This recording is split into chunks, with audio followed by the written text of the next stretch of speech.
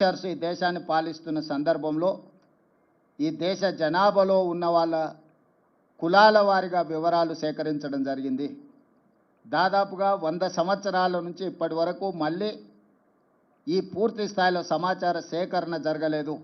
2010లో మన్మోహన్ సింగ్ గారు శ్రీమతి సోనియా గాంధీ గారు యూపీఏ చైర్పర్సన్గా ఉన్నప్పుడు ఒక ప్రయత్నం చేసిండ్రు, సమాచార సేకరణ చేసిండ్రు. కానీ ఆ వివరాలు పూర్తిగా ప్రజలకు అందుబాటులోకి రాలేదు, ప్రభుత్వం ఆమోదించలేదు. నరేంద్ర మోడీ గారు ప్రధానమంత్రిగా బాధ్యత చేపట్టిన తర్వాత ఆ నివేదికను కాలగర్భంలో కలిపేసిండ్రు. ఈ 11 సంవత్సరాలు వారు ఎలాంటి ప్రయత్నం చేయలేదు.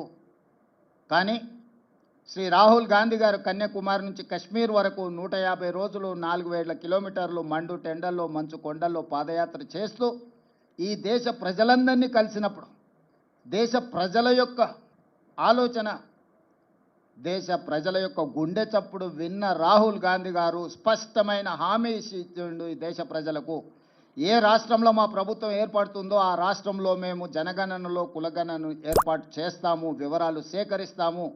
అదేవిధంగా కేంద్రంలో కూడా మా ప్రభుత్వం ఏర్పడిన ఎంబడే జనగణనలో కులగణను కలిపి సమాచారాన్ని సేకరించి ఇది ఈ సమాజానికి సంబంధించిన ఎక్స్రే, ఈ ఎక్స్రే ద్వారా వాళ్ళు ఎంతమంది ఉన్నారో అంత వాళ్లకు నిధుల విషయంలో నియామకాల విషయంలో న్యాయం చేస్తామని రాహుల్ గాంధీ గారు హామీ ఇచ్చారు.